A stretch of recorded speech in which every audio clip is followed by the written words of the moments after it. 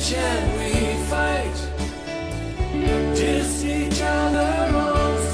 Endless River, vous écoutez un extrait du dernier album des Pink Floyd. L'album existait depuis 1993, mais les Pink Floyd ont décidé de le sortir aujourd'hui en hommage à Rick Wright, qui était au clavier et qui est mort d'un cancer en 2008. Plus de 20 ans entre l'écriture et la sortie de l'album, mais l'esprit des Pink Floyd n'a pas changé.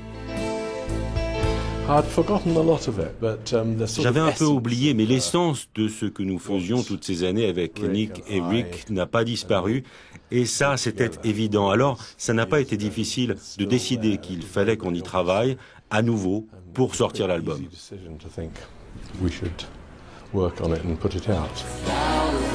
Après la mort de Wright et le départ de Roger Waters en 1985, David Gilmour et le batteur Nick Mason sont les deux derniers membres des Pink Floyd. The Endless River pourrait bien être le dernier album du groupe au célébrissime et hypnotique jeu de lumière de ses concerts.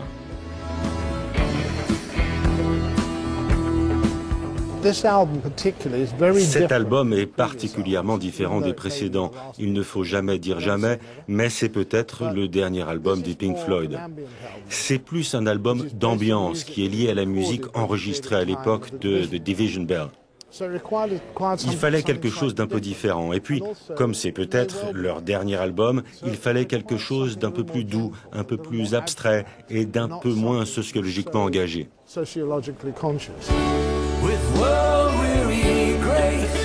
The Endless River des Pink Floyd, l'album attendu depuis 20 ans, est aujourd'hui en vente.